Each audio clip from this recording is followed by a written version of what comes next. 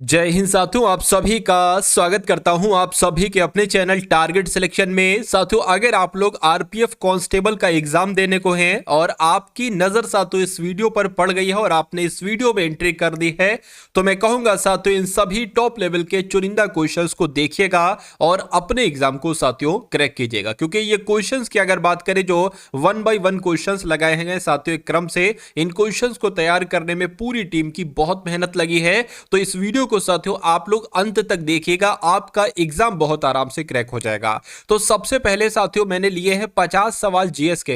तकरीबन अगर बात करें साथियों तो 35 सवाल आपको देखने को मिलेंगे साथियों जीएस के, और तकरीबन 15 सवाल मैंने लिए हैं साथियों करंट अफेयर के। उसके अलावा साथियों बात करें रीजनिंग भी होगी और मैथ भी होगी, यानी कि जिन जिन टॉपिक से एग्जामिनर इस बार प्रश्न पूछेंगे और जैसे प्रश्न पूछेंगे उन सभी सवालों को साथियों कवर अप किया है आज की इस वीडियो में। तो ये वीडियो सबसे शानदार और सबसे खास होने वाली है आपके आरपीएफ कांस्टेबल के एग्जाम के लिए। तो पहला सवाल आपकी स्क्रीन पर है, कह के पक्के पागा हॉर्नबिल उत्सव साथियों ये किस राज्य में मनाया जाता है? तो ये कहां पर मनाया जाता है? तो ये अरुणाचल प्रदेश में मनाया जाता है। या ऐसे करके पूछे साथियों, ये एक तरीके से पक्के पागा हॉर्नबिल उत्सव को राज्य उत्सव घोषित किया है, तो किस राज्य ने? अरुणाचल प्रदेश ने। अगला सवाल देखिए, कह के काली टाइगर रिजर्व निम्नलिखित में से किस राज्य में स्थित है? देखिए का से काली और का से कर्नाटक, यानी कि अगर आपसे पूछे काली टाइगर रिजर्व कहां पर है तो कर्नाटक आपको साथियों बता देना है। उसके बाद देखिए करके अयोध्या किस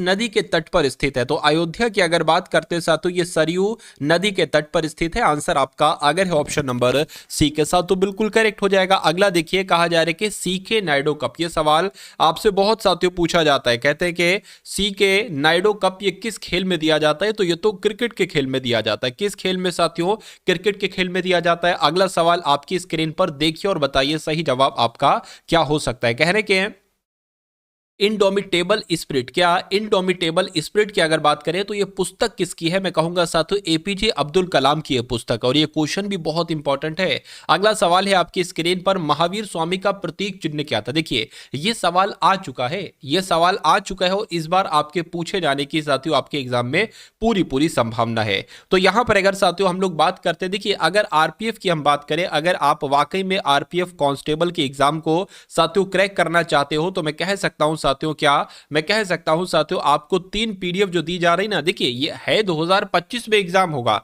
लेकिन भर्ती तो 2024 की है। आपको 3 पीडीएफ दी जा रही है साथियों। पहली पीडीएफ आपको दी जा रही है आरपीएफ के पीवाईक्यू की, यानी कि प्रीवियस ईयर क्वेश्चन पेपर आपके लिए सबसे इंपॉर्टेंट हो चुके हैं। तो जो साथियों आरपीएफ कांस्टेबल की पिछली परीक्षाएं हो चुकी हैं उनको देखिए किस टाइप के क्वेश्चन साथियों पूछे जा रहे हैं और उन क्वेश्चंस को तैयार कीजिए। मैं कहूंगा 50% कॉन्सेप्ट पुराने आते हैं, पुराने क्वेश्चन उठाए जाते हैं, तो ये आपके यहां से कवर हो जाएंगे। और उसके अलावा साथियों आरपीएफ के 10 एक्सपेक्टेड मॉक टेस्ट आपको दिया जा रहा है, मतलब मॉडल पेपर आपको साथियों एक तरीके से दिए जा रहे हैं। ये भी एक तरीके से 120 क्वेश्चन के होंगे और ये भी 120 क्वेश्चन के होंगे। और उसके अलावा साथियों आपको इंपॉर्टेंट करंट अफेयर की पीडीएफ भी साथियों दी जा रही है। तो ये तीनों पीडीएफ आपको सिर्फ और सिर्फ 49 रुपीज में दी जा रही है। कितने रुपए में साथियों? तीनों पीडीएफ आप सिर्फ 49 रुपए में साथियों पा सकते हैं। कैसे इस पीडीएफ को आप ले सकते हैं? डिस्क्रिप्शन में साथियों लिंक है आरपीएफ कांस्टेबल पीडीएफ का, उस लिंक पर आप क्लिक करेंगे तो आप हमारे व्हाट्सएप पर आ जाएंगे। वहां पर आपको एक क्यूआर कोड दिया जाएगा, उस क्यूआर कोड पर 49 रुपए का पेमेंट करेंगे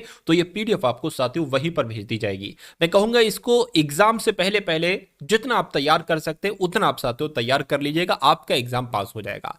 अब हम लोग बात करते हैं साथियों इस सवाल की, कह के महावीर स्वामी का जो प्रतीक चिन्ह था ना ये क्या था?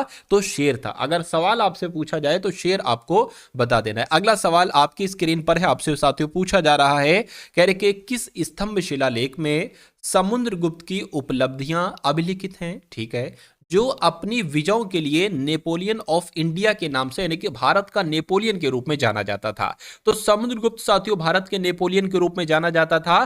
तो इलाहाबाद स्तंभ की अगर बात करें, इलाहाबाद स्तंभ में साथियों समुद्रगुप्त की विजयों के बारे में लिखा हुआ है, यह आपको ध्यान रखना है, सवाल बहुत ज्यादा पूछा जाता है। उसके बाद देखिए कह रहे कि साथियों निम्नलिखित में से किस शासक ने दीवाने अमीर को ही विभाग की स्थापना की थी? तो मैं कहूंगा मोहम्मद बिन तुगलक ने साथियों दीवाने अमीर को ही विभाग की स्थापना की थी। आंसर आंसर आपका ऑप्शन नंबर सी के साथ जाएगा। यही तो इसने एक अच्छा काम किया था। अगला देखिए, कह रहे कि निम्नलिखित में से कौन भारत की प्रथम महिला शासिका थी? तो अगर आपका जवाब रजिया सुल्तान है तो मैं कहूंगा आपका जवाब यहां पर बिल्कुल सही हो जाएगा, क्योंकि भारत की पहली महिला शासिका कौन थी? तो रजिया सुल्तान ही थी। अगले नंबर का सवाल है, कहा जा रहा है कि लॉर्ड वेलेजली ने कलकत्ता में फोर्ट विलियम कॉलेज की स्थापना जो की थी वो क्यों की थी? ये सवाल आपसे हो सकता है पूछ लिया जाए, बताइए। तो फोर्ट विलियम कॉलेज की स्थापना कहां पर की गई थी? कलकत्ता में की गई थी। किसने की थी? तो लॉर्ड वेलेजली ने की थी। क्यों की थी ये आपको बताना है। उसे लंदन में स्थित बोर्ड ऑफ डायरेक्टर्स ने ऐसा करने के लिए कहा था? नहीं। वह भारत में प्राच्य ज्ञान के लिए अति अभिरुचि पुनः जागृत करना चाहता था? नहीं। वह विलियम कैरी तथा उसके सहयोगियों को रोजगार प्रदान करना चाहता था? नहीं। वह ब्रिटिश नागरिकों को भारत में प्रशासन के लिए प्रशिक्षित करना चाहता था? ये कारण बिल्कुल सही हो जाएगा। तो वेलेजली ने कलकत्ता में फोर्ट विलियम कॉलेज की स्थापना की थी क्योंकि वह ब्रिटिश नागरिकों को भारत में प्रशासन के लिए प्रशिक्षित करना चाहता था, उनको ट्रेनिंग देना चाहता था। अगला सवाल देखिए आपकी स्क्रीन पर है, पूछा जा रहा है कि निम्नलिखित में से कौन एक भारत का एकमात्र यहूदी वायसराय था? तो एकमात्र यहूदी वायसराय की अगर बात करते हैं तो लॉर्ड रीडिंग, आप लोग ध्यान रखेंगे, लॉर्ड रीडिंग ही भारत का एकमात्र यहूदी वायसराय था। ठीक है, चलिए अगला सवाल देखिए, कह रहे कि भारतीय इतिहास में धन्वंतरी कौन थे? आपने नाम इनका बहुत बार सुना होगा कि धन्वंतरी आखिर हैं कौन। तो अब आपको बताना है कि चंद्रगुप्त मौर्य के प्रसिद्ध सेनापति का नाम धन्वंतरी था? नहीं। चंद्रगुप्त विक्रमादित्य की सभा को सुशोभित करने वाले प्रसिद्ध चिकित्सक से? बिल्कुल सातु, ये एक चिकित्सक थे। कौन? धन्वंतरी साहब। तो कुल मिला के आपका राइट आंसर अगर है ऑप्शन नंबर बी के साथ, तो मैं कहूंगा बिल्कुल करेक्ट है। सातु देखिए, तुरंत इस सवाल को देखिए, इन सवालों को देखिए, जो भी आपके तकरीबन 50 सवाल ऐसे आएंगे, उसके बाद रीजनिंग के क्वेश्चंस होंगे और साथियों मैथ के क्वेश्चंस होंगे। तो इन सभी सवालों को देखिए और एक नैनो सेकंड के अंदर इन सभी सवालों का आंसर देने की कोशिश करिए। जितने क्वेश्चंस आपको आते हैं उनको रिवीजन कर लीजिए, और जिनका क्वेश्चन का आंसर आपको नहीं पता है उन सभी क्वेश्चंस को तैयार कर लीजिए, क्योंकि सवाल आपको यहीं से देखने को मिलेंगे, इससे बाहर आपका पेपर नहीं आएगा। ठीक है ना। और जो भी क्लास साथियों आरपीएफ की होती रहे उनको देखते जाइए, तैयारी आपकी बहुत मजबूत कर डालूंगा एग्जाम जब भी आपका हो। चलिए, करके हिंदू विधवा पुनर्विवाह अधिनियम 1856 जिसे लॉर्ड कैनिंग के द्वारा पारित किया, मतलब किसके द्वारा पारित किया गया? तो मैं कह सकता हूं लॉर्ड कैनिंग के द्वारा ही हिंदू विधवा पुनर्विवाह अधिनियम 1856 को पारित किया गया। आंसर आपका ऑप्शन नंबर ए हो जाएगा। अगला सवाल आपके स्क्रीन पर है, कह रहे कि फ्लोरेंस नाइटिंगेल का नाम किस युद्ध से संबंधित है? तो इनका एक युद्ध हुआ था साथियों, क्रीमियन युद्ध। क्या? क्रीमियन युद्ध एक युद्ध हुआ था। फ्लोरेंस नाइटिंगेल का संबंध साथियों इस युद्ध से है, आप लोग ध्यान रखेंगे। अगला सवाल देखिए, कहा जा रहा है कि रूसी क्रांति के साथियों जनक कौन थे? तो रूसी क्रांति की अगर बात करें, आप लोग ध्यान रखेंगे, वी आई लेनिन। क्या? वी आई लेनिन इस साथियों रूसी क्रांति के जनक थे। आंसर आपका ऑप्शन नंबर सी हो जाएगा। अगला देखिए, कह रहे कि यदि पृथ्वी के घूर्णन की गति बढ़ जाती है तो शरीर का वजन क्या घट जाएगा या बढ़ जाएगा, या वही रहेगा, या घट या बढ़ सकता है? तो अगर बात करते हैं पृथ्वी के घूर्णन की गति बढ़ जाती है तो शरीर का वजन घट जाएगा। ये कॉन्सेप्ट आप लोग साथियों ध्यान रखेंगे, आपसे हो सकता है एग्जाम में पूछ लिया जाए।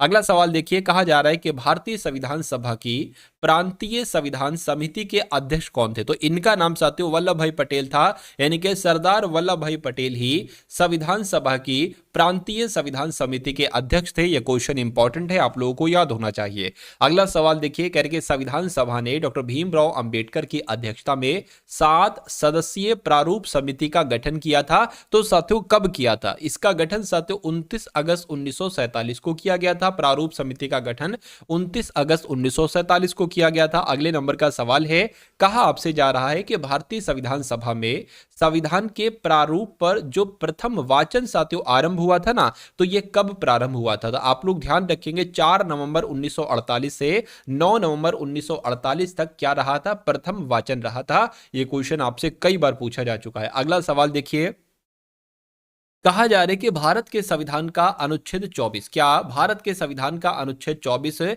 जोखिम पूर्ण कार्यों से नियोजन का निषेध करता है? निषेध मतलब होता है साथियों मनादी, यानी कि ठीक है, जोखिम जो खतरे वाले कार्य होते हैं ना, इसकी मनादी करता है कारखानों में बालकों के, यानी कि बालकों के लिए मनादी है कारखानों में। ये अनुच्छेद 14 कहता है। क्या कहता है साथियों?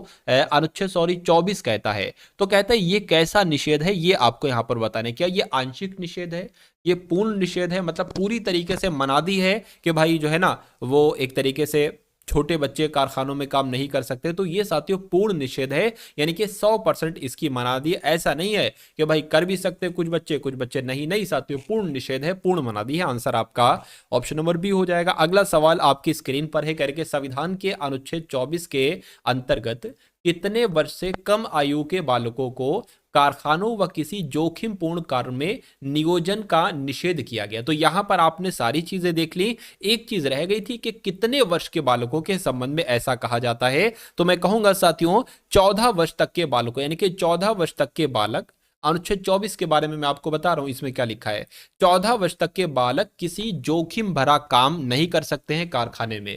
तो कुल मिला के आंसर आपका ऑप्शन नंबर ए हो जाएगा। अगला सवाल है करके धार्मिक स्वतंत्रता का अधिकार किस अनुच्छेद में वर्णित है। तो ये अनुच्छेद 25 से लेकर अनुच्छेद 28 तक में साथियों धार्मिक स्वतंत्रता के अधिकार के बारे में बताया गया है। उसके बाद देखिए कहा जा रहा है कि किसी राज्य के राज्यपाल के रूप में नियुक्त होने के लिए न्यूनतम आयु कितनी निर्धारित की गई है। तो अगर कोई राज्यपाल बनना चाहता है तो 35 वर्ष साथियों उसकी न्यूनतम आयु होनी चाहिए। भारतीय संविधान के किस अनुच्छेद के अंतर्गत संसद के किसी सदन का या किसी राज्य विधान मंडल के किसी सदन का सदस्य नहीं होगा तथा कोई लाभ का पद धारण नहीं करेगा। तो ये कौन सा अनुच्छेद कहता है साथियों, अनुच्छेद 158 कहता है। ये इंपॉर्टेंट क्वेश्चन है, एक बार और देख लीजिए, कह रहे कि भारतीय संविधान के किस अनुच्छेद के अंतर्गत। तो मैं कहूंगा अनुच्छेद 158 के अंतर्गत राज्यपाल संसद के किसी सदन का या किसी राज्य विधान मंडल के किसी सदन का सदस्य नहीं होगा तथा कोई लाभ का पद धारण नहीं करेगी, अनुच्छेद 158 कहता है। अगला सवाल देखिए, कह रहे कि राज्यपाल के द्वारा ली जाने वाली शपथ या प्रतिज्ञा की प्रक्रिया भारतीय संविधान के किस अनुच्छेद में है। तो साथियों ये अनुच्छेद 159 में है। राज्यपाल जो शपथ लेते हैं ना, इसके बारे में अनुच्छेद 159 में कहा गया है। भारत में यौन अपराधों से बच्चों का संरक्षण यानी कि पॉक्सो एक्ट, एक तरीके से पॉस्को अधिनियम, कह रहे हैं कि 2012 बच्चों के हितों की रक्षा करते हुए यौन हमला, यौन उत्पीड़न, अश्लील साहित्य के अपराधों से बच्चों की सुरक्षा प्रदान करने के लिए व्यापक कानून है। ये साथियों बच्चों का कानून है, यानी कि बच्चों के साथ कुछ गलत नहीं हो सकता। तो ये साथियों एक तरीके से कब अधिनियमित किया गया, आपसे पूछा जा रहा है। आप लोग 2012, 2006, 2010 या 8 में कहूंगा 2012 यहां पर आना चाहिए। 2012 आपका राइट आंसर हो जाएगा।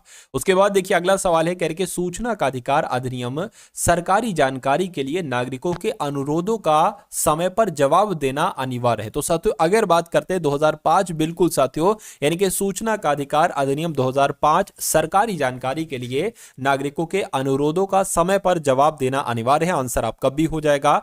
11वीं पंचवर्षीय योजना में से संबंधित कारीगरों को marketing support and services scheme किसके द्वारा, एक तरीके से स्कीम द्वारा सहयोग दिया जाता था। तो यहां पर अगर साथियों हम लोग बात करते हैं कि आपका सही जवाब क्या होगा, आप लोग ध्यान रखेंगे 11वीं पंचवर्षीय योजना में से संबंधित कारीगरों को, यानी कि हस्तशिल्प, यहां पर हस्तशिल्प आना चाहिए। क्या यहां पर जो आना चाहिए कारीगरों को, देखिए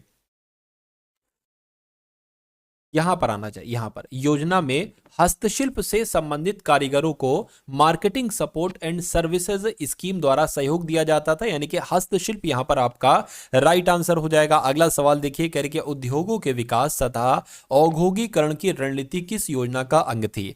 तो किसकी बात चल रही है साथियों, दूसरी पंचवर्षीय योजना की बात चल रही है, तीसरी, चौथी या साथियों सातवीं। तो दूसरी पंचवर्षीय योजना की बात चल रही है, यानी कि उद्योगों का विकास और औद्योगिकरण पर जोर कौन सी पंचवर्षीय योजना ने दिया था।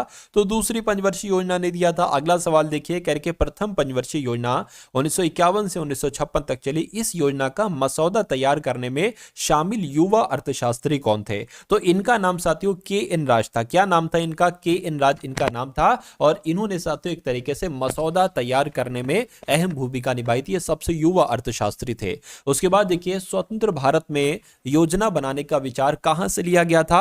तो साथियों कहां से लिया गया था, बॉम्बे प्लान से लिया गया था। आंसर आपको ऑप्शन नंबर ए हो जाएगा। अब उसके बाद देखिए नेक्स्ट नंबर का सवाल है, कह रहे एक हॉर्स पावर में कितने वॉट होते हैं। ये साथियों एसएससी में आया था क्वेश्चन, तो आपको मालूम होना चाहिए 746 वॉट होते हैं एक हॉर्स पावर में। अगला देखिए कह रहे एक पौंड कितने ऑन्स के बराबर होता है। तो मैं कहूंगा 16 ऑन्स के बराबर होता है, या एक पौंड साथियों 16 ऑन्स के बराबर होता है। अगला देखिए कह रहे संवेग का एसआई मात्रक क्या है? तो संवेग का एसआई मात्रक क्या है साथियों? किलोग्राम मीटर बटे सेकंड है। क्या? किलोग्राम मीटर बटे सेकंड ये संवेग का एसआई मात्रक है। अगले नंबर का सवाल है, कहा जा रहा है आपसे कि निम्नलिखित में से किसमें सर्वाधिक ऊर्जा होती है? तो सबसे ज्यादा ऊर्जा की अगर बात करें तो क्या नीले प्रकाश में होती है? मैं कहूंगा बिल्कुल सर्वाधिक ऊर्जा साथियों कहां पर होती है? नीले प्रकाश में होती है। आंसर आपका ऑप्शन नंबर बी हो जाएगा। अगला सवाल देखिए, तो यहां पर अगर बात करें, अब आपके सामने साथियों करंट अफेयर के क्वेश्चंस आएंगे। देखिए, क्योंकि 50 आपके सवाल आएंगे, तकरीबन तकरीबन कुछ नहीं तो साथियों 8 से 10 क्वेश्चन मानकर चलिए कि करंट अफेयर के आपसे पूछे जा सकते हैं। तो मैं जो 15 सवाल आपको कराऊंगा करंट अफेयर के, ये पूरी साल के सबसे टॉप लेवल के क्वेश्चंस हैं, और उसके बाद रीजनिंग को देखेंगे और फिर साथियों मैथ को देखेंगे। देखिए, यानी कि हाल ही में थर्ड आई एशियाई फिल्म महोत्सव का 21वां संस्करण कहां पर साथियों आयोजित किया गया है? तो साथियों ये मुंबई में आयोजित किया गया है। आंसर आपका सी हो जाएगा। अगला सवाल देखिए, कहा जा रहा है यानी कि किस देश में अंतरराष्ट्रीय गुब्बारा महोत्सव मनाया गया है? तो मैं कहूंगा नेपाल में अंतरराष्ट्रीय गुब्बारा महोत्सव मनाया गया है। आंसर आपका सी हो जाता है। अगला देखिए, कह रहे कि किस देश ने मारबर्ग वायरस के प्रकोप की समाप्ति की घोषणा की है? तो किसकी बात चल रही है साथियों? रवांडा की बात चल रही है। यानी कि रवांडा देश ने मारबर्ग वायरस के प्रकोप की समाप्ति की घोषणा की है। उसके बाद देखिए, कह रहे कि किस राज्य सरकार ने रथ सप्तमी को राज्य उत्सव घोषित किया है? तो अगर बात करते हैं यहां पर आंध्र प्रदेश की, तो आंध्र प्रदेश राज्य सरकार ने रथ सप्तमी को राज्य उत्सव घोषित किया है। यह क्वेश्चन भी साथियों इंपॉर्टेंट है। उसके बाद देखिए, कहा जा रहा है कि किस देश ने काला सागर में तेल रिसाव के कारण संघीय आपातकाल की घोषणा की है? तो किस देश ने साथियों यह काम किया है? रूस ने काम किया है। यानी कि रूस देश ने काला सागर में तेल रिसाव की वजह से संघीय आपातकाल की घोषणा की है। अगला देखिए, कहा जा रहा है कि कौन विश्व मुक्केबाज के एशियाई निकाय बोर्ड में शामिल हुए हैं? तो किसकी बात चल रही है? क्या आपका राइट आंसर होगा? इनका नाम है अजय सिंह, और अजय सिंह ही विश्व मुक्केबाजी के एशियाई निकाय बोर्ड में शामिल हुए हैं। अगला देखिए, करके हॉकी इंडिया लीग ये कहां पर शुरू हुआ है? तो ये ओडिशा में शुरू हुआ है। कहां पर साथियों? हॉकी इंडिया लीग कहां पर शुरू हुआ है? तो ओडिशा में शुरू हुआ है। उसके बाद देखिए, कहा जा रहा है कि दिव्यांग क्रिकेट चैंपियंस, क्या दिव्यांग क्रिकेट चैंपियंस ट्रॉफी कहां पर आयोजित की गई है? तो ये कहां पर आयोजित की गई है? ये श्रीलंका में आयोजित की गई है। ये भी आप लोग ध्यान रखेंगे। अगला सवाल है आपकी स्क्रीन पर, कह रहे कि दुनिया के सबसे बड़े जल विद्युत बांध का निर्माण कौन सा देश कर रहा है? तो ये साथियों चीन ये काम कर रहा है कि दुनिया के सबसे बड़े जल विद्युत बांध का निर्माण कौन कर रहा है? तो चीन कर रहा है। उसके बाद देखिए, किंग कप इंटरनेशनल ओपन 2024 का आयोजन कहां पर किया गया है? तो साथियों शेंझन में किया गया है। कहां पर? शेंझन में किया गया है। उसके बाद देखिए, कह रहे कि राष्ट्रपति द्रौपदी मुर्मू जी ने कितने बच्चों को प्रधानमंत्री राष्ट्रीय बाल पुरस्कार से सम्मानित किया है? तो मैं कहूंगा 17 बच्चों को। क्या साथियों? राष्ट्रपति द्रौपदी मुर्मू जी ने 17 बच्चों को प्रधानमंत्री राष्ट्रीय पुरस्कार से सम्मानित किया है। यह क्वेश्चन साथियों इंपॉर्टेंट है। अगला सवाल है, कहा जा रहा है गुरु गोविंद सिंह के साहिबजादों के बलिदान और वीरता को किस राज्य के पाठ्यक्रम में शामिल किया है? तो किस राज्य ने साथियों पाठ्यक्रम में शामिल किया है? तो मध्य प्रदेश ने साथियों ये काम किया है। राइट आंसर आपका जो जाएगा वो ऑप्शन नंबर सी हो जाएगा। अगला सवाल आपके स्क्रीन पर, कह रहे कि किस मंत्रालय ने राष्ट्रीय पर्व वेबसाइट और ऐप लॉन्च किया है? तो साथियों राष्ट्रीय पर्व वेबसाइट रक्षा मंत्रालय ने लॉन्च की है, और साथियों ऐप भी लॉन्च किया है। तो आपका राइट आंसर अगर है ऑप्शन नंबर बी, तो बिल्कुल करेक्ट है। नेक्स्ट नंबर का सवाल है, कह रहे कि किस देश के राष्ट्रपति ने संसद को भंग कर दिया? यानी कि संसद की अगर बात करें, जर्मनी ने संसद को ही भंग कर दिया है। संसद देश के राष्ट्रपति ने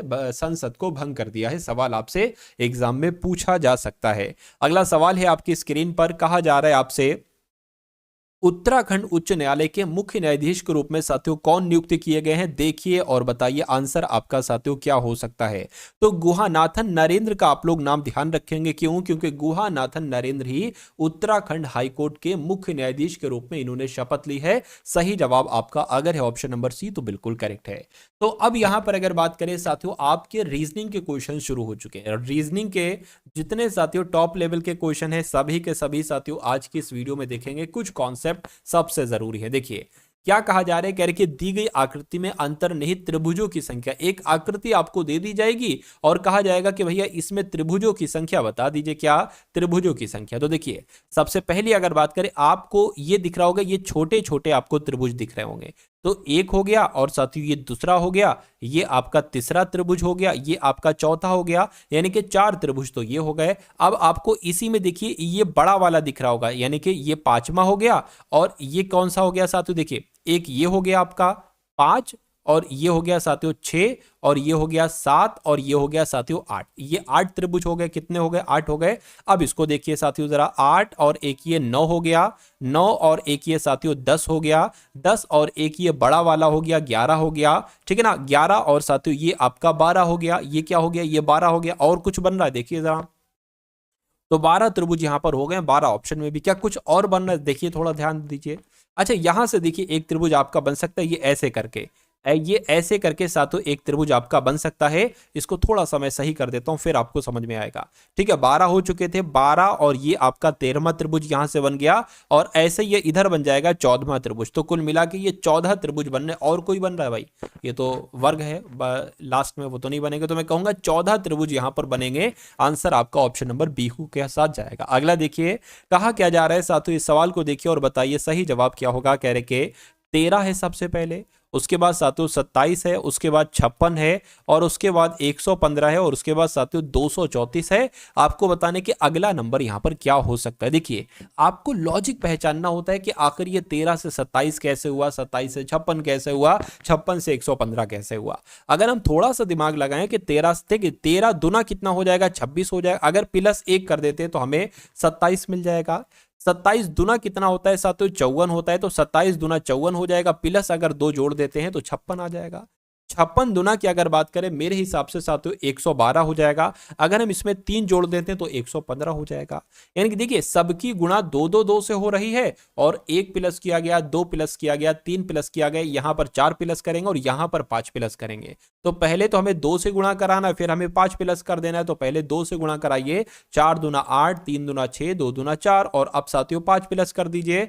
5 प्लस करेंगे साथियों 473 आ जाएगा। क्या यहां पर 473 आएगा? अगर ऑप्शन में 473 है तो 473 ही आएगा। और बिल्कुल साथियों ऑप्शन में 473 है, जिनका भी आंसर ऑप्शन नंबर डी के साथ है, मैं कहूंगा आंसर आपका बिल्कुल करेक्ट है। अगला सवाल आपकी स्क्रीन पर साथियों देखिए और बताइए सही जवाब आपका क्या होगा। देखिए कह रहे हैं कि साथियों उस विकल्प का चयन कीजिए, उसको मत पढ़िए। ये देखिए मैं आपको बता देता हूं साथियों, यहां पर कहा गया है जैसे 9 से 36 बना है वैसे ही आपको बताना है कि 16 से कौन सा नंबर बन सकता है। बस इतनी सी बात बताने। देखिए सिंपल सी बात है।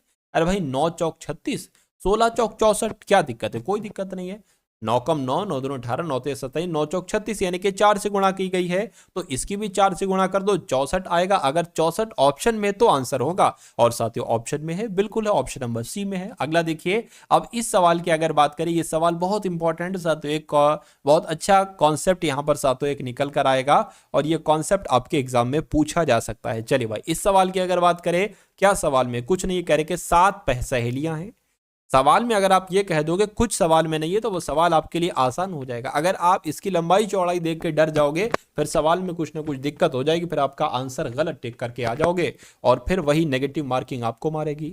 चलिए खैर इस सवाल को देखते हैं। कह रहे कि प्रणवी 7 सहेलियां हैं, प्रणवी है, विनीता है, रूपा है, सौम्या, भावना, उर्मिला, ये आरोही वृत्ता, अच्छा और आरोही भी है, मुझे लगा आरोही क्रम में आरोही है, ठीक है। कहने की वृत्ताकार स्थिति में केंद्र की ओर मुख करके बैठी है। तो साथियों एक हम क्या बना लेते हैं, गोले में बैठी है तो कितने लोग हैं, 7 है ना, 1 2 3 4 5 6 और एक 7, ठीक है।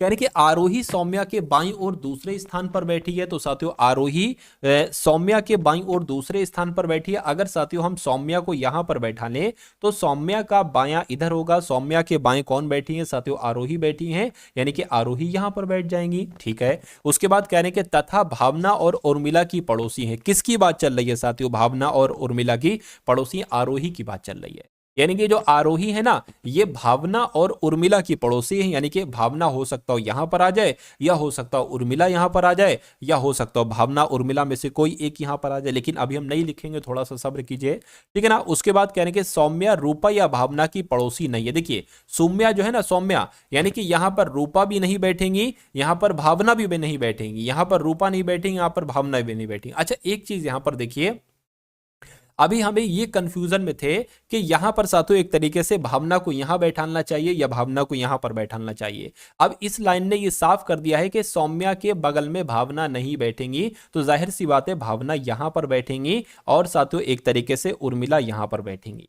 ठीक है ना, उर्मिला यहां पर बैठेंगी, लिखा है ना कि करके आरोही सौम्या के बाईं और दूसरे स्थान पर हो गया करके, तथा भावना और उर्मिला की पड़ोसी है, यानी कि जो आरोही है ना भावना और उर्मिला की पड़ोसी है, ये काम भी हो गया। उसके बाद क्या कहा जा रहा है, कह रहे कि प्रणवी विनीता और रूपा की पड़ोसी है, यानी कि प्रणवी जो है ना, प्रणवी ये विनीता और रूपा की एक तरीके से क्या है, प्रणवी विनीता और रूपा की पड़ोसी है। तो मैं कहूंगा साथियों देखिए अगर हम प्रणवी को यहां बीच में बैठा ले, और मजबूरी भी हमारे सामने हमें बीच ही में बैठाना पड़ेगा, क्योंकि यहां पर कहा गया है ना कि प्रणवी जो है ना विनीता और रूपा की पड़ोसी है, तो हो सकता हो विनीता रूपा में से कोई एक यहां पर आ जाए, या हो सकता हो विनीता रूपा कोई एक यहां पर आ जाए। तो अब हमें यह देखना है, ठीक है ना, बस इतनी सी बात है। एक बार सवाल को और पढ़िए, देखिए हो सकता हो काम बन जाए। करिए आरोही सौम्या के बाईं और दूसरे स्थान पर है, आरोही सौम्या के बाईं और दूसरे स्थान पर है। उसके बाद कहा है तथा भावना और उर्मिला की पड़ोसी है, बिल्कुल सता आरोही जो है ना भावना और उर्मिला की पड़ोसी है, ठीक है। करके सौम्या रूपा या भावना की पड़ोसी नहीं है, यानी कि सौम्या जो है ना रूपा और भावना की पड़ोसी नहीं है। तो साथियों यहां पर रूपा नहीं बैठेंगी, फिर रूपा यहां पर बैठेंगे, तो रूपा साथियों यहां पर बैठ गई है, और एक तरीके से विनीता फिर यहां पर बैठ जाएंगी, विनीता यहां पर बैठ जाएंगी। अब सवाल देखिए और बताइए क्या पूछा जा रहा है। कहने के दी गई जानकारी के आधार पर निम्न में से कौन सा कथन सही है। तो कहने के क्या आरोही रूपा और प्रणवी के बीच में बैठी हैं, रूपा आरोही रूपा और प्रणवी के बीच में बैठी हैं। तो आरोही कहां पर, आरोही ये है, आरोही साथियों क्या रूपा और प्रणवा के बीच में बैठी है, मैं कहूंगा नहीं, ये गलत हो जाएगा। इसको चेक करिए, सौम्या उर्मिला और आरोही के बीच में बैठी है, सौम्या देखिए जरा, सौम्या यहां पर है, नहीं साथियों ये भी नहीं, सौम्या उर्मिला और आरोही के बीच में नहीं बैठी हैं, तो ये भी आपका गलत हो जाएगा। ठीक है, इसको देख लीजिए, कह रहे रूपा क्या भावना और प्रणवी के बीच में बैठी है। रूपा की अगर बात करें कहां पर है, रूपा यहां पर है, कहने के क्या रूपा भावना और प्रणवी के बीच में बैठी है, मैं कहूंगा बिल्कुल ये बात बिल्कुल सही, यानी कि तीसरा वाला आपकी बात बिल्कुल सही कही गई है, तो तीसरा वाला आपका बिल्कुल सही जवाब हो जाएगा। तो ये अच्छा क्वेश्चन था साथियों, और आपके एग्जाम में पूछा जाता है। मैं कहूंगा अगर ये सवाल आ गया तो ये समझ लीजिए साथियों लाखों लाख बच्चा इस सवाल को नहीं कर पाएगा, और वो ऐसे ही साथियों इसको बिना करे आ जाएगा, छोड़कर, इसमें समय तो गवाएगा लेकिन वो इसको छोड़कर आ जाएगा। लेकिन अगर आपने इस चीज को पहले देख लिया है तो आप सवाल को बड़े ही आराम से कर दोगे। अगर समझने में कोई दिक्कत है तो इसको साथियों 4-5 बार आप खुद प्रैक्टिस करना, आपका हाथ इतना तेज हो जाएगा साथियों कि 50 सेकंड में आप इस सवाल को बहुत आराम से कर लोगे। अब अगला सवाल देखिए क्या कहा जा रहा है, कह रहे कि XGC है, उसके बाद UHE है, उसके बाद RIH है। तो आपको बताने कि यहां पर कौन से 3 लेटर आ सकते हैं साथियों, बताइए। देखिए यहां पर अगर बात करें साथियों, X आपका 24 पर होता है, G 7 पर होता है, C 3 पर होता है, U 21 पर होता है, H 8 पर होता है, E 5 पर होता है, R 18 पर होता है, I 9 पर होता है, H 8 पर होता है। देखिए 24 से 21 हुआ यानी कि 3 घटा है, ठीक है ना, 21 से 18 हुआ है 3 घटा है, तो इसमें 3 घटाएंगे, मैं कहूंगा साथियों 15 आ जाना चाहिए, यानी कि 15 की जगह पर O आता है। G 7 पर है, ये 8 पर हो गया, ये 9 पर हो गया, तो 10 पर आना चाहिए, यानी कि यहां पर J आना चाहिए। तो OJ कहां पर लिखा हुआ है, OJ तो यहां पर, एक यहां पर, ठीक है। ये 3 पर होता है, 3 से 5 हुआ है, 5 से 8 हुआ है, मतलब कुल मिला के 3 से 5 हुआ है ना, तो साथियों 2 बढ़ाया गया है, और फिर एक तरीके से 3 बढ़ाया गया है, तो अब 4 बढ़ाया जाएगा, तो साथियों यहां पर 12 आ जाएगा, यानी कि यहां पर L आ जाएगा। तो मैं कहूंगा OJL कहां पर लिखा हुआ है, OJL ऑप्शन नंबर A में लिखा हुआ है, तो ये क्या होगा, ये आपका बिल्कुल सही जवाब होगा। अब उसके बाद देखिए अगले नंबर का साथियों सवाल है आपकी स्क्रीन पर, कह रहे हैं कि दिए गए पैटर्न का ध्यान पूर्वक अध्ययन करें और उस संख्या का चयन करें जो इनमें से प्रश्नवाचक चिन्ह की जगह पर आएगी, यानी कि आपको बताने कि यहां पर कौन सा नंबर आएगा, ये बात आपको बताने। देखिए 3 13 4 4 27 11, इसको मैं ऐसे करके बना दूं, 1 सेकंड रुकिए जरा, अब आपका जो है वो क्लियर हो गया होगा। तो 4 27 11 6 31, इसको कैलकुलेट करके यहां पर कौन सा नंबर आएगा, ये बात आपसे पूछी जा रही है, मुझे बताइए। चलिए तो देखिए मुझे ऐसा लग रहा है कि 3 और 4 को कैलकुलेट करके 13 बनाया गया, 4 3 12, 1 जोड़ देंगे, 11 चौक 44, एक जोड़ देंगे तो 27 नहीं आ रहा, इसका मतलब कुछ और लॉजिक यहाँ पर लगा हुआ है। एक काम करिए साथियों, अगर हम इस 3 का स्क्वायर कर देते हैं तो हमें 9 मिल जाता है, अगर हम 9 में 4 जोड़ देते हैं तो हमें 12 मिल, सॉरी 12 नहीं बल्कि 13 मिल जाएगी, 13 लिखा हुआ है। उसी प्रकार अगर हम इसका स्क्वायर कर देते हैं तो 16 हो जाता है, 16 और एक तरीके से 11 कितना हो जाएगा, 27 हो जाएगा बिल्कुल। यानी कि इसका स्क्वायर करेंगे साथियों तो 36 आ जाएगा, प्लस 36 प्लस 31 कितना हो जाएगा साथियों, ये आपका 67 हो जाएगा। अगर ऑप्शन में 67 है तो ये लॉजिक हमारा बिल्कुल सही लगा है, और मैं देख पा रहा हूं कि ऑप्शन नंबर बी में 67 है, यानी कि ये हमारा बिल्कुल सही जवाब हो जाएगा। अब उसके बाद देखिए नेक्स्ट नंबर का सवाल है, कहा जा रहा है कि यदि किसी कूट भाषा में TABLET को क्या लिखा जाता है, WYFJJR लिखा जाता है, तो आपको बताना है कि INSERT को क्या लिखा जा सकता है। तो ये बात आपसे यहाँ पर पूछी जा रही है, तो यहाँ पर भी लॉजिक आखिर देख लेते हैं कि आखिर यहाँ पर क्या चीज लगी। देखिए यहां पर अगर बात करें साथियों, टी होता है 20 पर, A1 पर, B2 पर, L12 पर, E5 पर, T20 पर। इसकी अगर बात करें साथियों, W23 पर होता है और Y25 पर होता है, F6 पर होता है, J10 पर, J10 पर और RR पर होता है। अब देखिए ये 20 से 23 हुआ यानी कि 3 बड़ा है, 1 से 25 हुआ है। अब यहां पर साथियों घटा है, कितना घटा है, 2 घटे, यानी कि सबसे पहले 3 बढ़ाया गया, उसके बाद 2 घटा दिया गया। अब देखिए 2 से 6 हो गया है, यानी कि यहां पर साथियों 4 बढ़ाया गया है, ठीक है। फिर ये 12 से कितना हो गया, 10 हो गया, यानी कि फिर साथियों 2 घटा दिया गया है, और फिर 5 से 10 हो गया है साथियों, 5 से 10 हुआ है, कितना हुआ है, अच्छा यहां पर कितने लेटर हैं, 1 2 3 4 5 6, और 1 2 3 4 5 6, ठीक तो है, ठीक है। तो ये 12 से साथियों कितना हो गया है, दोबारा से इसको करता हूं क्योंकि छोटा सा यहां पर साथियों हो गया, कोई दिक्कत नहीं, मैं इस चीज को यहां पर लिख लेता हूं, ठीक है। W जो है ना, वो W साथियों 23 पर आता है, Y आपका 25 पर आता है, F 6 पर आता है, और साथियों JJ आपका 10 पर आता है, 10 10 और R 18 पर आता है। यहां पर T 20 पर, A 1 पर, B 2 पर, L 12 पर, E 5 पर, T 20 पर। 20 से हुआ है 23, ठीक है, 1 से हुआ है 25, यानी कि सबसे पहले 3 बढ़ाया गया, फिर 2 घटाया गया। अब देखिए 2 से कितना हो गया है, 2 से एक तरीके से बात करें 6 हो गया, यानी कि 4 आपका प्लस किया गया, ठीक है। अब 12 से कितना हो गया, 10 हो गया, यानी कि साथियों 2 घटाया गया। उसके बाद 5 से कितना हो गया है, 10 हो गया है, यानी कि अब 5 बढ़ा दिया गया, 5 बढ़ा दिया गया, और साथियों टी यानी कि 20 से 18 हुआ, यानी कि 2 घटा दिया गया। तो वही 2 3 4 का खेल ऐसे करके चल रहा है, तो यही खेल हम इसमें लगा देंगे, यही खेल हम इसमें लगा देंगे। सबसे पहले आई 9 पर आता है, इसमें 3 प्लस करना है तो साथियों 12 आ जाएगा, 12 पर एल आता है, एल सभी जगह पर है। यहां पर 2 घटाना यानी कि एल हो गया, 2 घटाएंगे एन में तो साथियों क्या आ जाएगा, एल आ जाएगा, यानी कि एल एल कहां पर है, एल एल यहां पर है, यहां पर है, यहां पर है, ठीक है। अब इसमें 4 प्लस करना है, 4 प्लस करेंगे मैं कहूंगा साथियों डब्लू आ जाएगा, डब्लू आ जाएगा ना, बिल्कुल डब्लू आ जाएगा। और इस वाले में साथियों हम 2 घटा देंगे, क्या घटा देंगे, 2 घटा देंगे तो मैं कहूंगा साथियों सी आ जाएगा। तो सी की अगर बात करें कहां पर है साथियों, एल एल डब्ल्यू सी, ये तो सिर्फ ऑप्शन नंबर ए में है, तो ऑप्शन नंबर ए वाले में है, तो यही आपका सही जवाब हो जाएगा। उसके बाद देखिए साथियों एक नंबर सीरीज वाला सवाल है आपके स्क्रीन पर, इस सवाल को देख लीजिए और बता दीजिए कि आपका सही जवाब क्या हो सकता है। क्या कहा जा रहा है, कह रहे हैं कि साथियों 23 है, उसके बाद 28 है, उसके बाद 38 है, उसके बाद साथियों 55 है, और उसके बाद 81 है। पूछा जा रहा है कि उसके बाद कौन सा नंबर आएगा। तो यहां पर अगर हम लोग साथियों बात करते हैं कितना कितना बढ़ाया जा रहा है, देखिए 23 से 28 हुआ है, मैं कहूंगा 5 बड़ा है, 28 से 38 हुआ है, मैं कहूंगा 10 बड़ा है, 38 से साथियों 55 हुआ है, कितना 10 और 7 17 एक तरीके से बड़ा है, ठीक है ना। 55 से 81 हुआ है, एक तरीके से बात करें 55 से 81 हुआ है, लगभग 20 से 26 बढ़ गया है साथियों, 26 बढ़ गया है। अब 81 से साथियों कितना बढ़ेगा ये आपको यहां पर बताना है। चलिए नहीं पता चल पा रहे तो इसको एक बार और कर लीजिए। यहां पर 5 से 10 हुआ है, 5 बढ़ाया गया है, फिर 7 बढ़ाया गया है, और यहां पर साथियों कितना 6 उधर का 3 इधर का, यानी कि 9 बढ़ाया गया। तो देखिए 5 7 9, तो जाहिर सी बात है यहां पर 11 आ जाएगा, यानी कि 26 प्लस 11 कितना हो जाएगा, 37 हो जाएगा, यानी कि यहां पर 37 आएगा। तो 81 में 37 साथियों बढ़ेगा, क्या आपका आ जाएगा 118 आ जाएगा। क्या 118 ऑप्शन में है, मैं कहूंगा बिल्कुल ऑप्शन नंबर ए में 118 है, तो ये क्या होगा, ये आपका बिल्कुल सही जवाब हो जाएगा। अब इस सवाल को देखिए साथियों, और इस सवाल का आप लोग यहां पर जवाब बताने की कोशिश कीजिए। देखिए क्या कहा जा रहा है, कह रहे कि JH Q, S, x, L और आई एक सीधी पंक्ति में दक्षिण दिशा की ओर मुख करके बैठे हैं, ठीक है।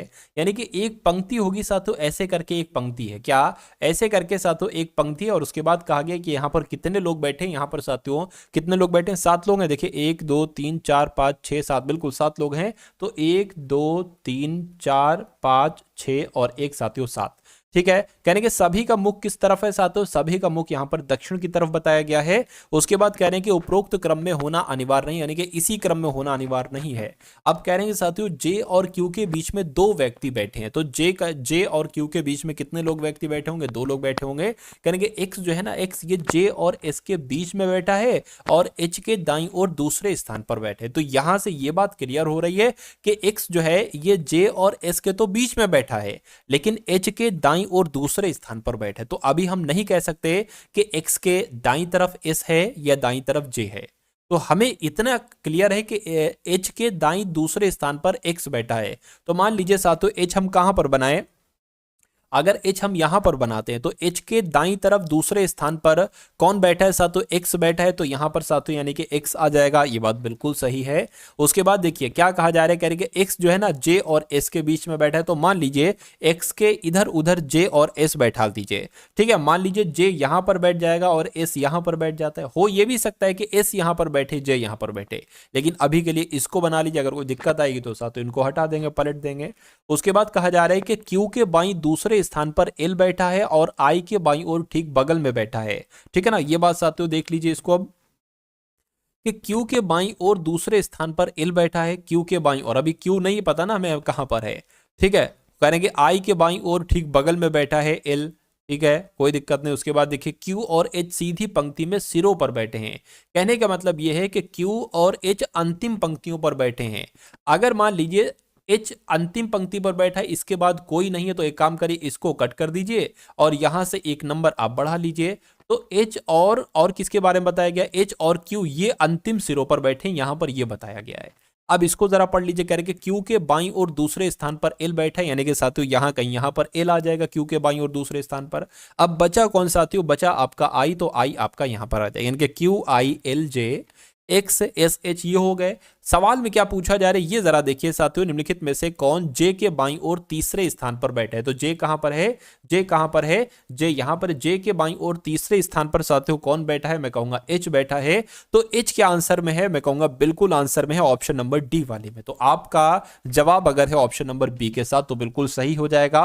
उसके बाद देखिए साथियों नेक्स्ट नंबर का सवाल है आपकी स्क्रीन पर, इस सवाल को देखिए और मुझे बताइए कि अब आपका यहां पर सही जवाब क्या हो सकता है। चलिए देखिए, यानी कि टी के एन और एल नामक 2 बेटे हैं। तो मान लीजिए साथियों ये क्या हो गया, ये आपका यहां पर साथियों टी हो गया और टी के 2 बेटे यहां पर बताए गए हैं। एक तो बताया गया है साथियों एन और एक बताया गया है यानी कि यहां पर एल, ठीक है। और 2 बेटे हैं ये, यानी कि एस अपने पिता का इकलौता बेटा है, एस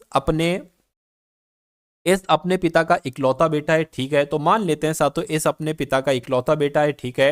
यानी कि आर और एस ये टी के पौत्र हैं। तो टी के पौत्र कौन हो जाएंगे साथियों, आर और एस हो जाएंगे। तो अगर मान लीजिए साथियों आर और एस यहां पर अगर मान लेते आर और एस ये दोनों इनके बेटे, यानी कि हो सकता हो इनका बेटा आर हो या हो सकता हो इनका बेटा एस हो, और इसके संबंध में भी यही होगा, हो सकता हो एल का बेटा एस हो या हो सकता है एल का बेटा आर हो। खैर अभी जो था वो लिख दिया। तो आर और एस ये टी के पौत्र हैं, ठीक है। कह के एल की पत्नी पी है, यानी कि एल की पत्नी कौन हो जाएंगी साथियों, पी हो जाएंगी। और कहने के एम एस की मां है, एम जो है ना एम ये एस की मां है। अब देखिए यहां पर अगर बात करें ये इसकी पत्नी ही होंगी, एम जो है ना एस की मां है, एस की मां है, यानी कि मुझे क्या करना चाहिए, ये आर एस नहीं लिखना चाहिए बल्कि एस आर लिखना चाहिए, यानी कि एस आर क्या लिखना चाहिए साथियों, एस और आर लिखना चाहिए। अब यहां पर कहा यह गया है कि एस की मां एम है, यानी कि एस की मां साथियों ये एम है, यानी कि इन दोनों का बेटा है ये एस और इन दोनों का बेटा है साथियों ये आर। ये बात क्लियर है। देखिए टी पिता है, टी के 2 बेटे हैं एन और एल। जब ये बात बता दी गई कि एल की पत्नी पी है, ठीक है, और n की पत्नी m है, तो इनके दो बेटे हो गए, एक इनका बेटा एक इनका बेटा। तो कहने के n से r किस प्रकार संबंधित, यानी कि r क्या कहेगा n को, तो r क्या कहेगा साथियों n को, ये आपको बताना। देखिए ये इनके पिताजी हैं, r के पिताजी, और r के पिताजी का भाई, सॉरी l के पिता, l का भाई है n, यानी कि r के पिता l का भाई है n। तो मैं कहूंगा r क्या कहेगा n को, तो साथियों चाचा ही तो कहेगा। तो चाचा कहेगा तो चाचा आपका राइट आंसर हो जाएगा, आंसर आपका ऑप्शन नंबर बी हो जाएगा। अब उसके बाद देखिए अगले नंबर का साथियों सवाल है आपकी स्क्रीन पर, करके कुछ लैपटॉप डेस्कटॉप हैं। तो मान लीजिए साथियों ये क्या हो जाएगा, ये आपके लैपटॉप हो गए, और कहने के कुछ लैपटॉप डेस्कटॉप हैं। तो मान लीजिए इतने लैपटॉप साथियों क्या हो गए, डेस्कटॉप हो गए, ये बात क्लियर है। उसके बाद कहा जा रहा है कि सभी डेस्कटॉप लैपटॉप हैं, सभी डेस्कटॉप क्या हो गए, सभी डेस्कटॉप एक तरीके से अगर बात करते हैं, सभी डेस्कटॉप लैपटॉप हो गए। ये कैसा भाई, अच्छा ये कहां पर आ गया, मैं निष्कर्ष लिखा हुआ है, कथन लिखा होना चाहिए। ये सवाल मतलब मेरे हिसाब से अधूरा है, ये निष्कर्ष लिखे हुए हैं, कथन कहां गए, फिर कथन कहां गए। चलिए कथन हो सकता हो साथियों टाइप ना हो पाए हो, कोई दिक्कत नहीं। अब उसके बाद देख लीजिए अगले नंबर का सवाल है आपकी स्क्रीन पर, देख लीजिए पूछा क्या जा रहा है, कहने के शिक्षिका, माता, स्त्री, इनका वेन आरेख आपको बताने। देखिए जो स्त्री होंगी वो भी माता के अंतर्गत आएंगी क्या, एक तरीके से अगर बात करते हैं साथियों, मान लीजिए ये स्त्री वाले हैं, क्या है ये स्त्री हैं, ये स्त्री हो गई, तो जो भी माताएं होंगी साथियों, माता होंगी, वो सब स्त्री के अंतर्गत ही तो आएंगी, ठीक है ना। और उसके अलावा अगर बात करते हैं साथियों, शिक्षिका एक होता है साथियों क्या, शिक्षक, और एक होता है शिक्षिका, ठीक है। तो ये साथियों क्या हो गई, ये अगर बात करते हैं, फिर से मैं आपको बता देता हूँ, शिक्षिका, देखिए जितनी भी एक तरीके से शिक्षिका हैं वो भी तो एक तरीके से स्त्रियों के अंतर्गत आएंगे, लेकिन कुछ शिक्षिका हो सकता हो माता हो, ठीक है, और बाकी की एक तरीके से शिक्षिका क्या हो जाएंगे, स्त्रियां हो जाएंगी। तो कुछ ऐसे करके बनना चाहिए, लेकिन यहां पर ऐसे नहीं है, यहां पर ऐसे नहीं, यहां पर ऐसे नहीं, यहां पर भी ऐसे नहीं है, ये थोड़ा सा निकला हुआ है। तो हम किसको आंसर माने, जो हमारे इससे थोड़ा सा रिलेटिव करेगा, ज्यादातर इससे साथियों रिलेशन किससे बन रहा है, मैं कहूंगा ऑप्शन नंबर डी वाले से बन रहा है। तो ये क्या होगा, इसी को साथियों आप राइट आंसर लगा देंगे, ठीक है। अगला सवाल देखिए साथियों आपकी स्क्रीन पर है, देखिए इस सवाल को और बता दीजिए कि मुझे आपका राइट आंसर यहां पर किस ऑप्शन के साथ साथियों जाएगा, क्या आपका राइट आंसर होगा। देखिए यानी कि 6 डिलीवरी बॉय हैं UVWXYZ, एक स्टॉक रूम से अपना सामान लेने के लिए एक पंक्ति में एक के बाद एक खड़े होकर एक खड़े हुए हैं। यानी कि साथियों कितने लोग हैं, 6 लोग हैं, तो 1 2 3 4 5 और 1 6। क्या कहा जा रहा है, करके W के बाएं ठीक बगल में है साथियों Z। तो अगर साथियों हम W को कहां माने, W की अगर बात करें, W को यहां पर बैठा ले, तो कह रहे W के बाएं ठीक बगल में है Z, यानी कि Z यहां पर बैठ जाएगा। उसके बाद कह रहे कि पंक्ति में दोनों छोरों पर Z और Y खड़े हैं। तो साथियों पंक्ति में अंतिम छोर पर एक तो Z है और एक Y है, तो एक काम करिए इसको हटा दीजिए और यहां पर एक बढ़ा लीजिए, और यहां पर साथियों आप Y रख लीजिए, ठीक है। उसके बाद कहा जा रहा है कि Z और V के बीच में साथियों W है, Z और V के बीच में कौन है, W है, ये बात हो चुकी है। कहने के X के ठीक बाएं बगल में U बैठा है, तो साथियों अगर X के ठीक बाएं में बनाए, यानी कि X को यहां पर बनाना होगा तो U को यहां पर बनाना होगा। कहने के निम्न में से कौन सा डिलीवरी बॉय दाईं छोर से चौथे स्थान पर है, तो यहां से चौथे स्थान पर कौन है, 1 2 3 4, चौथे स्थान पर साथियों V है। तो आपका आंसर जो जाना चाहिए वो ऑप्शन नंबर किसके साथ जाना चाहिए, V के साथ जाना चाहिए, यानी कि बी में लिखा हुआ है साथियों V। उसके बाद देखिए अगला सवाल आपकी स्क्रीन पर है, देखिए साथियों इस सवाल को और बताइए कि मुझे राइट आंसर आपका क्या हो सकता है। देखिए आप साथियों मैथ के यहां से क्वेश्चंस आपके शुरू हो चुके हैं, तो बहुत अच्छे तरीके से इन सभी सवालों को आप लोग देखिएगा। कहने के सुषमा रेशमा की तुलना में 40% अधिक निवेश करती है अपना पैसा, रेशमा ने दिव्या की तुलना में 30% कम पैसा निवेश किया। यदि दिव्या द्वारा निवेशित राशि 6,000 रुपए है तो सुषमा द्वारा निवेशित राशि कितना, यानी कि देखिए 3 लोग यहां पर बताए गए हैं, एक की अगर बात करें तो सुषमा है, और दूसरी की अगर बात करें तो कौन है साथियों, रेशमा है, और तीसरी महिला कौन है साथियों, दिव्या है। तो 3 महिलाओं की यहां पर साथियों बात चल रही है। क्या कहा जा रहा है, कह रहे हैं कि साथियों सुषमा रेशमा की तुलना में 40% अधिक निवेश करती है, ठीक है। रेशमा ने दिव्या की तुलना में 30% कम निवेश किया। यदि दिव्या द्वारा निवेशित राशि 60 है, तो मान लीजिए साथियों अगर हम साथियों मान लेते इनकी अगर 100 है, दिव्या की राशि कितनी है, अगर ये 100 रुपए इन्होंने निवेश किए, तो अब कहा गया है कि रेशमा जो है ना, यानी कि ये रेशमा, ये दिव्या की तुलना में 30% कम निवेश करती हैं। तो 100 से अगर 30% कम में निवेश करती है रेशमा, यानी कि 70 करती होंगी। अरे भाई 100 से 30 कम करेंगे तो 70 तो आएगा। उसके बाद कहा गया था कि सुषमा, यानी कि ये सुषमा, ये रेशमा की तुलना में 40% अधिक निवेश करती है। तो 70 का 140% कितना हो जाएगा? ठीक है, 70 का 140% की अगर बात करें, 0 से 0 आपका यहां पर साथियों कट जाएगा। 14 सत्ते कितने हो जाएंगे? 98 हो जाएंगे। तो साथियों यहां पर आपका 98 आ जाएगा। ये बात क्लियर है? कहिए बिल्कुल क्लियर। देखिए यहां तक अगर आपकी सवाल समझ में आ गया है तो बहुत अच्छी बात है। चलिए अब यहां पर अगर बात करें, सुषमा 98 रुपए लगाती है, रेशमा 70 लगाती है, तो दिव्या 100 रुपए लगाती है। लेकिन यहां पर कहा जा रहा है कि रेशमा, सॉरी, दिव्या 6,000 रुपए लगा रही है, यानी कि 100x की वैल्यू क्या है? 6,000 रुपए है। तो साथियों x की वैल्यू क्या हो जाएगी? 60 हो जाएगी। ठीक है, और ये एक तरीके से x ही है। ये x मान लीजिए, 98x, 70x, 100x। तो कहेंगे सुषमा द्वारा निवेशित राशि कितनी है? तो सुषमा 98x लगाती है। तो साथियों x की वैल्यू जब 60 है तो 98x की वैल्यू कितनी हो जाएगी? 98 गुणा 60 हो जाएगी। तो जब साथियों इसको आप कैलकुलेट करोगे, कैसे क्या आ जाएगा? देखिए 6 छंग 36, 6 सत्ते 42, 6 अट्ठे 48 आ गया, 4 यहां पर लग गया। ठीक है, 6 नीम 54, 54 और आपका 58 हो गया, यानी कि 5880 ये क्या हो जाएगी? ये सुषमा द्वारा निवेशित की गई राशि हो जाएगी। आंसर आपका जो जाएगा वो ऑप्शन नंबर सी के साथ जाएगा। अगला सवाल है साथियों आपके स्क्रीन पर। इस सवाल को देखिए, बाकी के 3 ऑप्शन साथियों नीचे आपको यहां पर मिल जाएंगे, कोई दिक्कत नहीं है। इस सवाल को देखिए साथियों, राइट आंसर बताइए। कहने के ए और बी की आय का अनुपात 8:11, यानी कि ए की आय अगर साथियों 8x है तो साथियों बी की आय कितनी होगी? बी की आय साथियों यहां पर 11x बताई गई है। ठीक है, कह रही यदि उनकी बचत का अनुपात 7:9 है, यदि ए और बी के व्यय, यानी कि ए का व्यय, यानी कि ए खर्च करता है 25,000 और बी खर्च करता है 35,000, तो बी की आय आपसे पूछी जा रही है। देखिए यहां पर अगर हम लोग साथियों बात करते हैं, आय बराबर क्या होता है? आय बराबर साथियों क्या होता है? आय बराबर होता है व्यय, और साथियों प्लस क्या होता है? एक तरीके से बचत, यानी कि जो आपने बचत की है और जो आपने खर्च किया उसका योग ही तो साथियों आय होता है। ठीक है, ये बात आपने जान ली। और अगर यहां पर साथियों हम क्या कर दें, अगर यहां पर साथियों हम आय में से साथियों क्या कर घटा दें? व्यय घटा दें यहां पर, तो क्या बराबर आ जाएगी? तो साथियों यहां पर हमारी बचत आ जाएगी। ये बात भी बिल्कुल क्लियर है। अब यहां पर अगर साथियों बात करते हैं, ए की आय कितनी है? 8 है, तो साथियों यानी कि 8x है। एक सेकेंड, ए की आय की यहां पर साथियों जो बात की गई है वो कितनी की गई है? वो 8x की गई है, तो ये आपका 8x हो गया। अब आय में से अगर व्यय को घटा दिया जाता है, और व्यय ए का व्यय कितना है? 25,000 है। अगर साथियों इसको घटा दिया जाता है 25,000 को, तो कितने के बराबर आ जाता है साथियों? तो वो हमारी बचत एक तरीके से आ जाती है। तो बचत कितनी है? 7x है ए की, तो यहां पर साथियों 7 आ जाएगा, 7 आ जाएगा। अब अगर बटा नीचे बी की हम बात कर ले, बी की आय कितनी है साथियों? यहां पर 11x है। ठीक है ना, 11x है। और अगर हम इसमें से व्यय घटा दे बी का, जो कि 35,000 है, तो साथियों कितना आ जाना चाहिए? तो आपका यहां पर कितना आ जाना चाहिए? तो आपका 9 आ जाना चाहिए। ठीक है, अब यहां पर हमें मेन चीज क्या निकालना है? इसको कैलकुलेट करके हमें x का मान निकालना है। और जब x का मान हमारा निकल आएगा तो b की आय निकालना बहुत आसान हो जाएगी। b की आय 11x है, x का मान निकाल लो, 11x का मान निकाल देना, आंसर आपका आ जाएगा। तो देखिए 9 की गुणा x 8x से होगी, यानी कि 9 अट्ठे 72 हो जाएगा, तो 72x हो गया। और 25 की 9 से साथियों गुणा कराओगे तो कितना आपका आ जाएगा?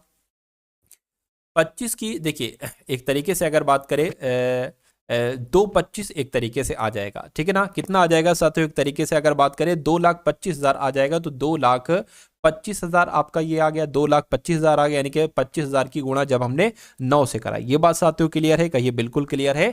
बराबर अगर 7 की गुणा 11x से कराए तो साथियों 70x आ जाएगा। और -7 की गुणा 35 से कराए तो कितना आ जाएगा? यहां पर 7 पंजे आपका 35 हो गया, 7 21 22 23 24, यानी कि 24 आ गया। कितना हो गया? 2,45,000 यहां पर आ जाएगा।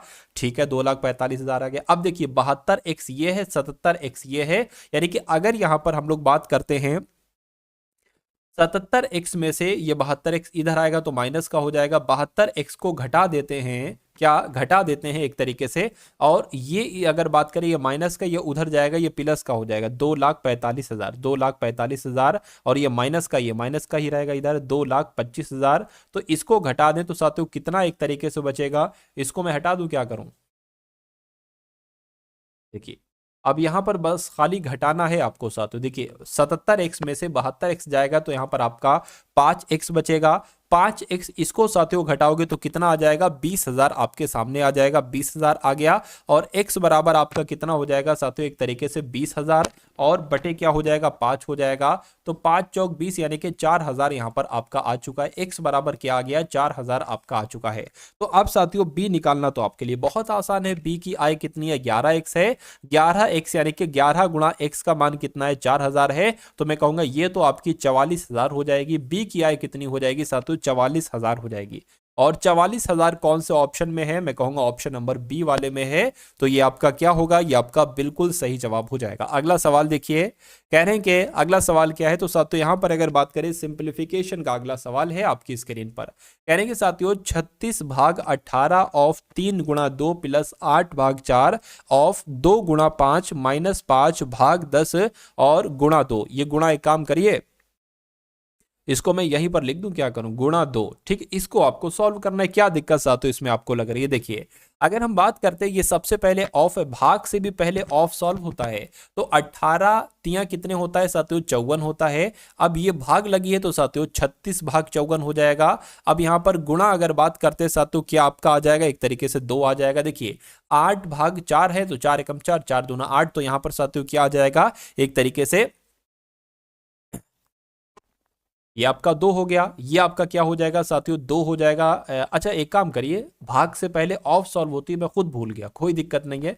तो यहां पर देख लीजिए साथियों, ये आपका आ गया 36 और 54 आ गया आपका। यहां पर क्या आ गया साथियों, ये वाला 2 आ गया। अब प्लस अगर बात करें ये 8 आ जाएगा। और यहां पर अगर बात करें 4 दूना 8 तो साथियों भाग 8 आपका आ जाएगा। और गुणा आपका क्या आ जाएगा, 5 माइनस 5 बटे 10 और गुणा आपका 2 आ गया। अब इसको कैलकुलेट कर लीजिए। देखिए इसको अगर कट करेंगे तो ये आपका क्या आ जाएगा, 27 यहां पर आ जाएगा। 9 तिया 27, 9 चौक आपका 36 यानी कि 4/3 ये हो गया। और आपका प्लस 8 की भाग 8 से करोगे तो क्या आएगा साथियों, एक तरीके से 1 आ जाएगा। 8 की भाग 8 से करोगे तो 1 आ जाएगा। 1 लिखने की साथियों जरूरत नहीं, गुणा यहां पर क्या लिखा हुआ है, 5 लिखा हुआ है।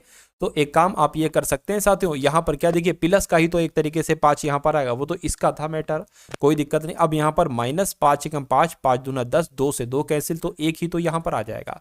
तो अब साथियों क्या आएगा, 4/3 प्लस 5 माइनस 1 कितना हो जाएगा साथियों, 4 हो जाएगा। इसको कैलकुलेट कर लीजिए बस। तो 4 एकम 4 हो गया और 3 चौक आपका 12 हो गया, बटे 3 आ गया। तो ये आपका 16/3 आ जाएगा। 16 बटे क्या आ गया, 3 आ गया। तो यहां पर 16/3 आ गया। इसको कैसे लिख सकते हो साथियों, 3 चौक आपका 12 हो गया, 3 चौक आपका 12, 3 पंजे 15 हो गया, यानी कि 5 सही 1/3 आ गया। 5 सही 1/3 आपका आंसर आ गया। तो 5 सही 1/3 कौन से ऑप्शन में लिखा हुआ है, ऑप्शन नंबर ए वाले में लिखा हुआ है। तो ये आपका साथियों बिल्कुल सही जवाब हो जाएगा, ठीक है ना। तो आप लोग बहुत अच्छे तरीके से साथियों इस सवाल को ध्यान रखेंगे भाई। चलिए अब उसके बाद देखते हैं नेक्स्ट नंबर का सवाल है। क्या आपसे पूछा जा रहा है, ऑप्शन नीचे होंगे, ठीक है नीचे हैं। कहा जा रहा है कि एक कंप्यूटर परीक्षा में 19 छात्रों के औसत अंक 74 हैं। तो इसको लिख लीजिए, यानी कि एक कंप्यूटर की परीक्षा में 19 छात्रों के औसत अंक कितने बताए गए हैं, 74 बताए गए हैं। ठीक है, करके बाद में यह पाया गया कि औसत की गणना करते समय एक छात्र द्वारा प्राप्त अंक 56 के स्थान पर गलती से 65 रूप दर्ज कर दिए गए। यानी कि 56 करना थे ऐड, 65 कर दिए, यानी कि 9 एक्स्ट्रा ऐड कर दिए गए। तो सही औसत अंक कितना होगा। सबसे पहले 19 छात्रों का औसत 74 है। तो अगर मैं आपसे पूछूं 19 छात्रों का कुल मिला के एक तरीके से उनके अंक कितने हो गए, तो 74 की गुणा 19 से एक बार करो, आपको मालूम पड़ जाएगा। ठीक है, 9 चौक आपका 36 हो गया, 7 नीम 63, 64, 65, 66 आपका हो गए। और यहां पर 74 आ जाएंगे, यानी कि 6 0 और ये क्या हो गया 14, यानी कि 1406 आपका यहां पर आ जाएगा। साथ ही 19 छात्रों के कुल मिला के अंक 1406 बैठ गए।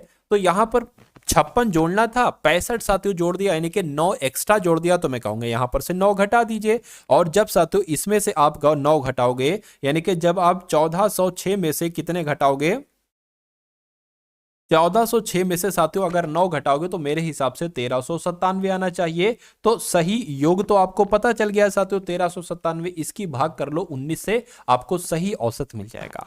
ठीक है ना, तो आपको साथियों सही औसत एक तरीके से मिल जाएगा। अब देखिए 19 की अगर बात करें, 19 को इससे कट करना है तो 19 सत्ते कितने होते हैं साथियों? 19 सत्ते आपके हो जाएंगे 133। तो 133 19 सत्ते हो गए।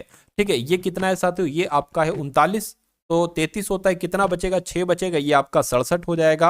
अब बात करते हैं साथियों 19 तियां आपके कितने हो जाएंगे? 57 हो जाएंगे। तो 19 तियां आपके 57 हो गए। अब कितना बचेगा साथियों? 10 बचेगा, तो पॉइंट लगेगा, ये जीरो बढ़ जाएगा। और एक तरीके से 19 पंजे कितने हो जाएंगे? 95 हो जाएंगे। तो मिलकर कुल मिला के 73.5 करके कुछ आंसर आएगा। और 73.5 करके आंसर कहां पर लिखा हुआ है? ऑप्शन नंबर बी में लिखा हुआ है। तो ये क्या होगा? ये आपका साथियों बिल्कुल सही जवाब हो जाएगा। चलिए, तो यहां पर साथियों एक सवाल और आपके सामने आ गया है। बस साथियों एक दो और सवाल बाकी हैं, बाकी क्लास को फंस होते फिर एंड कर देंगे। यहां पर देखिए क्या कहा जा रहा है, करेंगे एक कार की चाल में 25% की वृद्धि होने पर वह समान दूरी तय करने में 24 मिनट कम समय लेती है। वास्तविक चाल से इस दूरी को तय करने में कितना समय साथियों लिया जाएगा? ठीक है, कितना समय लगता है आपसे पूछा जा रहा है। देखिए पहली लाइन को जब आप यहां पर पढ़ोगे, करेंगे एक कार की चाल में 25% की वृद्धि की जाती है। यानी कि पहले मान लीजिए अगर 100 चाल से चल रही होगी, जब 25% की वृद्धि की जाएगी तो वो 125 चलने लगेगी। इसको थोड़ा छोटा अनुपात बना लो, 25 चौक और 25 पंजे। यानी कि अगर पहले चाल ये होगी, पहले 4 की चाल से चल रही होगी और फिर 5 की चाल से चलने लगी। अब देखिए यहां पर समय जो होगा, चाल का उल्टा समय हो जाता है। यानी कि अगर 4:5 है तो समय का अनुपात क्या हो जाएगा? 5:4 हो जाएगा। ये बात क्लियर है? बिल्कुल क्लियर है। देखिए कहने के जब अपनी चाल को वो बढ़ा देता है, 4 से 5 कर देती है, तो 24 मिनट कम समय लेने लगती है। यानी कि इनका जो अंतर होगा, 5 से 5 घंटे ले, मान लीजिए 5 ले रही थी, फिर वो 4 लेने लगी, 5x ले रही थी समय, तो 4x लेने लगी, यानी कि 24 मिनट कम समय लेने लगी। तो इनका अंतर कितना है? 1x है। तो x कितना अंतर बताया गया है? 24 मिनट बताया गया है। तो साथ इसको हम x मान सकते हैं, 4x और 5x, तभी तो इसका x एक अंतर 24 आया है। तो अगर हम माने कि 24 चौक कितने हो जाएंगे साथियों? यानी कि अगर जब चाल बढ़ाई थी तो उसमें कितना समय लगेगा? यानी कि 24 चौक की अगर बात करें तो 96 हो जाएगा। और जब चाल उसने नहीं बढ़ाई थी पहले, उसको साथियों कितना समय लग रहा था? 24 पंजे आपका 120 हो जाएगा। ये बात क्लियर करें। वास्तविक चाल से, यानी कि वास्तविक चाल ये है, वास्तविक चाल से इस दूरी को तय करने में कितना समय लगेगा? तो मैं कहूंगा 120 मिनट लगेंगे। तो 120 मिनट लगेंगे, यानी कि 120 मिनट कह लो या 2 घंटे कह लो। एक नाव शांत जल में 17 किलोमीटर प्रति घंटा की चाल से यात्रा करती है। यदि धारा की चाल 2 किलोमीटर प्रति घंटा है तो नाव को धारा की दिशा में 95 किलोमीटर की दूरी तय करने में कितना समय लगेगा? यानी कि समय साथियों आपसे यहां पर पूछा जा रहा है, तो समय बराबर क्या होता है? समय बराबर होता है दूरी बटे चाल। क्या? दूरी बटे चाल होता है साथियों समय। अब यहां पर देखिए 17 किलोमीटर की चाल है, यानी कि शांत जल में अगर नाव चल रही है 17 किलोमीटर प्रति घंटा और धारा के साथ चलने लगती है, तो उसकी चाल साथियों क्या? 2 इसमें बढ़ा देंगे, यानी कि 19 किलोमीटर प्रति घंटा उसकी चाल हो जाएगी, 19 किलोमीटर प्रति घंटा। ठीक है ना। अगर कहेंगे धारा के विरुद्ध चलने लगी है 2 किलोमीटर, तो साथियों 17 में से 2 हमें घटाना पड़ेगा, फिर 15 किलोमीटर प्रति घंटा लिखना पड़ेगी। और दूरी यहां पर दे रखी है 95 किलोमीटर। तो 19 से कम 19, 19 पंजे कितना हो जाएगा? 95 हो जाएगा। यानी कि कितना समय लगेगा साथियों? मैं कहूंगा 5 घंटे का समय लगेगा। तो 5 घंटे कहां पर लिखा हुआ है? ऑप्शन नंबर सी में लिखा हुआ है। तो जिनका आंसर यहां पर ऑप्शन नंबर सी के साथ है, मैं कहूंगा आंसर आपका बिल्कुल करेक्ट है भाई। बहुत बढ़िया, वेरी गुड क्लास। तो कैसी लगी साथियों आपको ये क्लास? एक बार कमेंट सेक्शन में साथियों आप लोग जरूर बताएंगे। और अगर बात करते हैं साथियों यहां पर आरपीएफ कांस्टेबल एग्जाम की, तो आरपीएफ कांस्टेबल एग्जाम के लिए साथियों आपको, आपके लिए जो पीडीएफ तैयार की गई, इन पीडीएफ को आप लोग जरूर लीजिएगा। 3 तरह की साथियों यहां पर पीडीएफ हैं। ठीक है ना। पहली आपको जो पीडीएफ दी जाएगी साथियों, वो आरपीएफ कांस्टेबल के जो प्रीवियस ईयर क्वेश्चन है ना, मतलब जो प्रीवियस ईयर पेपर हो चुकी हैं, जो पिछली शिफ्ट हो चुकी हैं, उनका आपको सोल्यूशन दिया जाएगा। ठीक है, जीएस का, रीजनिंग का, मैथ का सोल्यूशन दिया जाएगा। उसके अलावा अगर बात करते हैं साथियों आरपीएफ कांस्टेबल के 10 एक्सपेक्टेड मॉडल पेपर दिए जाएंगे। क्या साथियों? 10 एक्सपेक्टेड मॉडल पेपर भी साथियों आपको यहां पर अवेलेबल कराए जाएंगे इसी पीडीएफ में। ये अलग पीडीएफ होगी। ठीक है। और इंपॉर्टेंट करंट अफेयर की साथियों पीडीएफ भी आपको दी जाएगी। तो ये सारा कंटेंट आपको सिर्फ और सिर्फ 49 रुपीज में दिया जा रहा है। डिस्क्रिप्शन में लिंक है आरपीएफ कांस्टेबल पीडीएफ, उस लिंक होगा, उस लिंक पर जब आप क्लिक करोगे तो आप हमारे व्हाट्सएप पर आ जाओगे। वहां पर आपको साथियों एक क्यूआर कोड दिया जाएगा, उस पर 49 रुपए का पेमेंट करोगे तो वो तीनों पीडीएफ साथियों आपको भेज दी जाएंगे। तो इसमें से साथियों लगभग तकरीबन 50 से 60% के आसपास साथियों पेपर आपका आ सकता है, क्योंकि प्रीवियस ईयर क्वेश्चन से बहुत सारे क्वेश्चंस उठाए जाएंगे और जो 10 एक्सपेक्टेड मॉडल पेपर दिया जा रहा है इसमें मैथ रीजनिंग के बहुत शानदार क्वेश्चन है, सारे कॉन्सेप्ट है एक तरीके से कवर अप है। तो इस पीडीएफ को जरूर लीजिएगा और अपने एग्जाम को साथियों जरूर क्लिक कीजिएगा। तो मिलते हैं हम सभी लोग आने वाली वीडियो में। जय हिंद साथियों।